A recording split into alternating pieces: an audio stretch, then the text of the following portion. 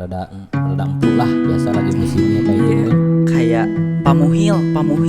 Nah, Muhil tuh muhalun, mustahil Itu cina. agak sedikit mustahil. Apakah ada bentuknya cinta? Oh iya benar. percaya gitu bahwa Isra Miraj itu Karena ada. kan- Atau Abu Jahal ya? Kayak tuh ya karena memang wah maknya gue sabeting teh gitu. Nah, Isra Miraj yang bisa kita percaya apa sih, Pak? nah 20 menit sekali kita Iya, sholat. kita sholat. Bid'ah. Nah, menurut Bapak ini gimana sih? Itu jadi memang bid'ah tapi ya, dan ada yang menjaga sholat itu dia menjaga sholat subuhnya sampai zuhur. Allahu Akbar, pocak-cak nih. Ada tulisan di bawah. Warga Kaguci tolong nanti di deskripsi ada. Assalamualaikum warahmatullahi wabarakatuh. Selamat siang Kaguciner semua. Saat ini Anda mendengarkan Perspektif Podcast bersama saya Najwa Hamzah Dan saya Likaila Atala Hakim. yang akan menemani kamu selama 30 menit ke depan. Nah, Hakim, Ya, gimana Naz? Ada apa nih? hari ini tuh kita kan masih dalam suasana peringatan Isra Mi'raj Ya, nih ya. betul banget. Jadi pasti tentu saja pembahasan kita ini nggak akan jauh-jauh dari sana. Ya, tentu. Gak Jadi akan ada siapa sih narasumber yang kita undang hari ini? jauh. Ini kayaknya semua warga Semancil udah kenal ya. Nama yang mungkin berseliweran lah di Semancil Udah ini ya. populer Udah gitu populer ya. lah kayaknya ya.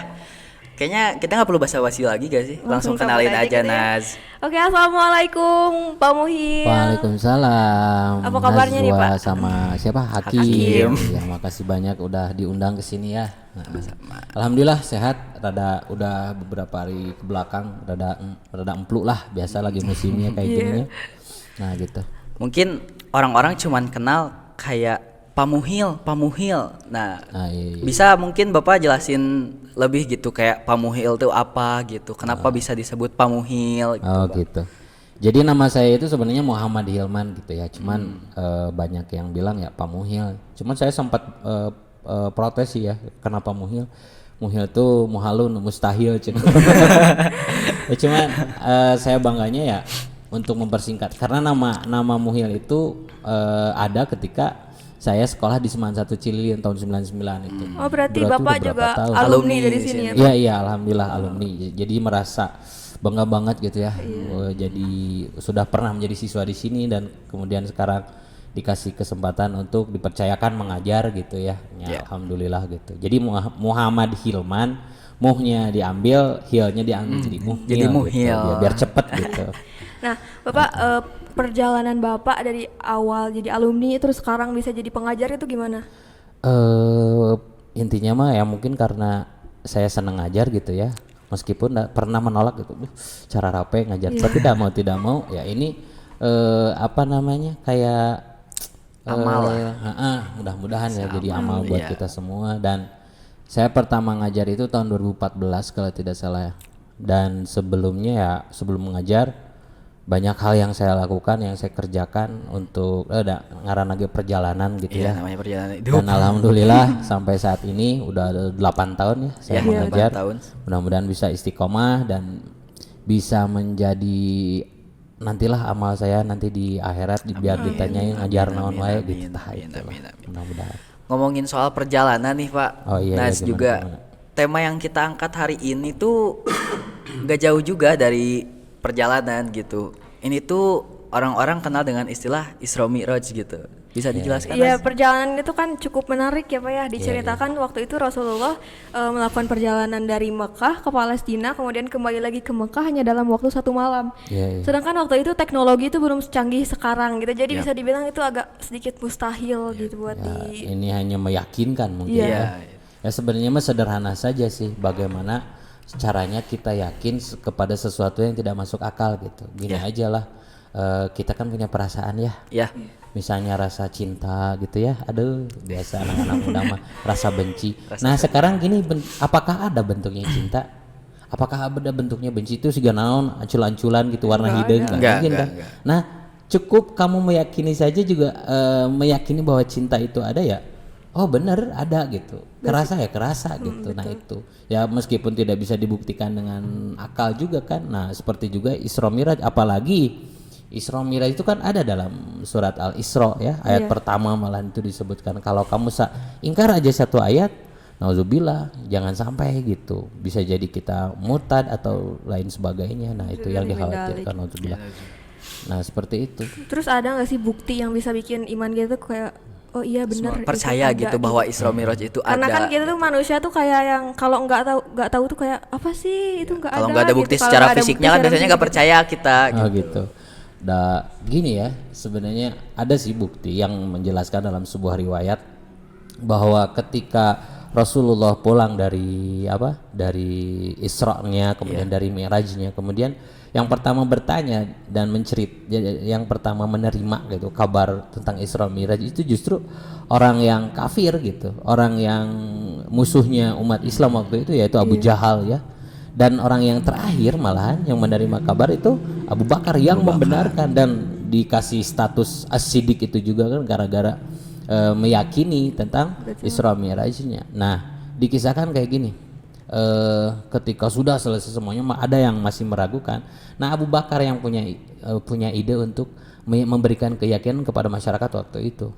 Bagaimana ya Rasulullah kalau saya hadirkan tokoh-tokoh yang pernah jalan ke Palestina gitu, pernah lihat keadaan Palestina kayak gimana, sementara kan Rasulullah belum waktu itu, hanya ketika Isra Mi'raj saja, dan mereka nggak percaya itu ya karena memang maknya gue sabuting teh gitu. Nah, setelah itu kemudian dihadirkan, kata Rasulullah silakan hadirkan, kemudian dihadirkan tokoh-tokoh, kemudian ditanya bagaimana keadaan Palestina. Ya Palestina itu datarannya seperti ini, bangunannya seperti ini, jalan-jalannya seperti ini, masjidnya seperti ini. Bagaimana para tokoh? Iya betul ya, betul katanya. Dan mereka percaya, dan mereka itu orang-orang kafir loh, yang dipanggil itu bukan orang Muslim gitu. Berarti emang nggak mungkin lah ya buat kayak dibisikin kayak, dulu gitu. Dibisikin di harawasan dan sebagainya. Nah itulah bukti bahwa keyakinan kepada Isra Mi'raj itu perlu gitu, karena tercantum dalam ayat, bukti-bukti dalil dalam hadisnya juga lengkap gitu. Salah satu bukti Isra Mi'raj yang bisa kita percaya apa sih Pak? Ya pang nama eta we salat. Nah, kita kan tahu bahwa salat itu adalah hadiah mencuk urang atau misalnya miniaturnya Isra Mi'raj gitu ya. Karena gini, Allah Rasul ketemu dengan Allah, dan kita juga dalam salat ketemu dengan Allah. Dan salat itu merupakan perintah dari Allah ketika Isra Mi'raj. Jadi sebelum Isra Mi'raj mah teu sarolat we. Nu penting mah Islam geus gitu.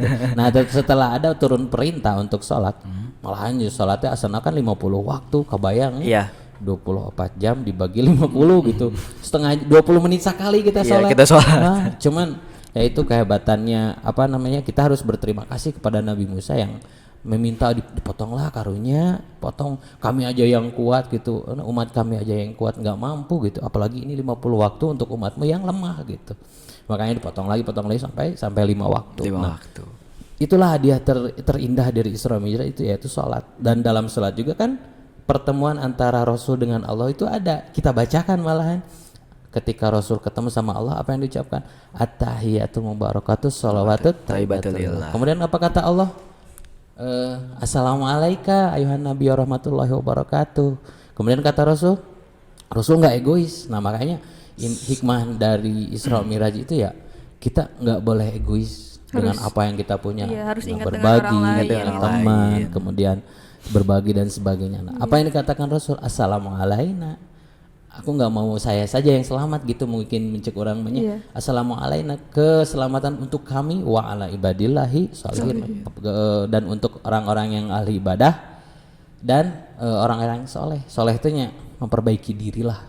Asalna ayeuna teh ngadu salatna 3 waktu jadi nama 4 atau 5 anu rajin 5 nambah jeung sunnah dan sebagainya.